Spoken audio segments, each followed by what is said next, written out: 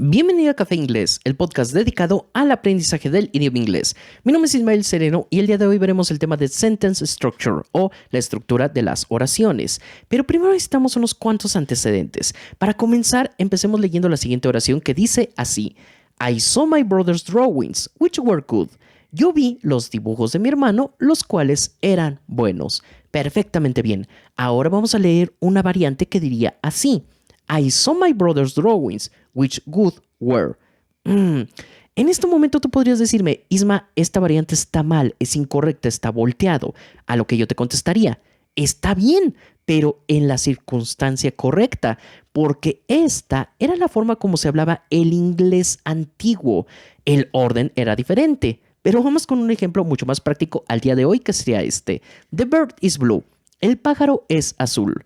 Vamos a experimentar con esta oración y vamos a eliminar de esta nuestro verbo to be, lo cual nos daría como resultado the blue bird.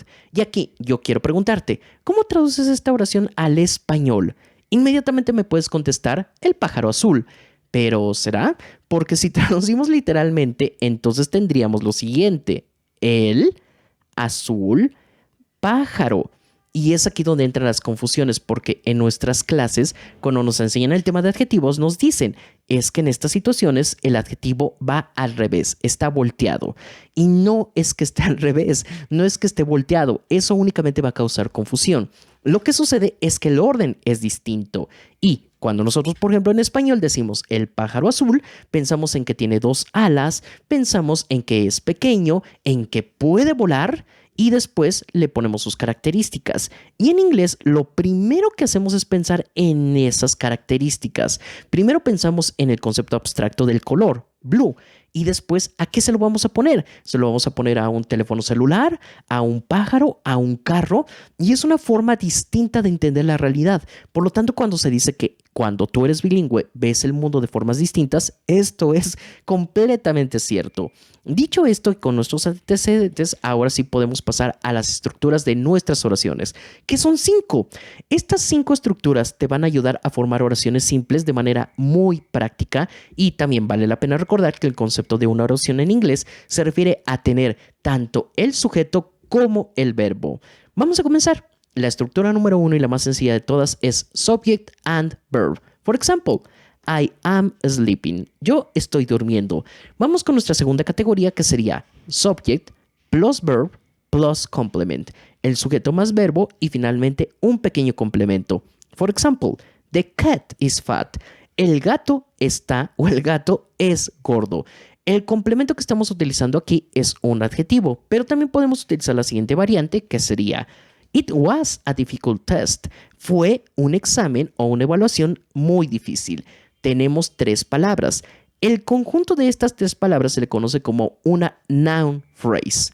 Y finalmente, en la parte de abajo lo que tenemos es un conjunto de verbos que normalmente se aplican a esta estructura que acabamos de ver. Los verbos son appear, become, get, feel, look, seem, stay and sound. Por ejemplo, nosotros podríamos decir, the cat looks fat. El gato se ve gordo.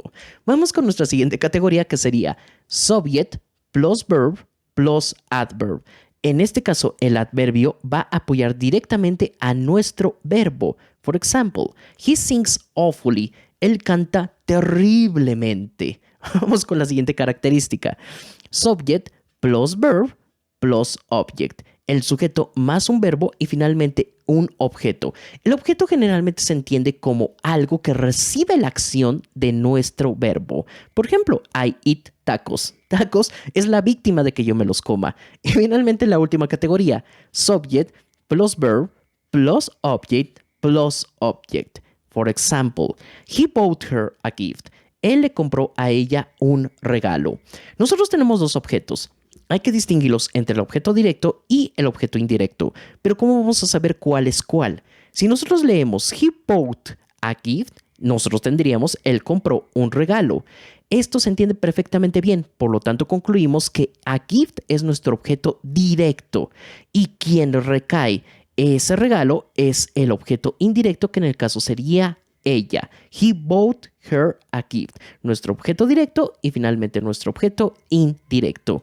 Una vez que ya entonces entendemos estas 5 categorías, estas 5 estructuras para formar oraciones, podemos pasar a nuestro último ejercicio, que sería este. ¿En qué consiste? Son varias oraciones. Tenemos 1, 2, 3, 4, 5. Lo que voy a hacer es que te voy a leer en desorden las palabras que forman a esta oración. Tu tarea va a ser que en la parte de los comentarios tienes que escribir la oración en el orden correcto. Así es que, ¿estás listo? Vamos a comenzar. Number 1. The, in, explosion, there, and, was, and laugh. Example number 2. To, him, his, give, tried, present, I. Number 3. Impossible, pass, to, was, the, it, test. Number 4. Book, a, its, by, judge, cover, never. And number 5. Fell, for, almost, the, he, joke. Estas son nuestras 5 oraciones. Pon las respuestas en la parte de los comentarios y posteriormente yo te las voy a dar para que puedas corroborarlas. Muchísimas gracias, chicos, por haberme acompañado en este capítulo de El Daily Coffee. Si tienes alguna duda, pregunta, comentario, déjamelo en la parte de aquí abajo. Te agradezco muchísimo tu atención y nos vemos en el siguiente episodio. Hasta pronto.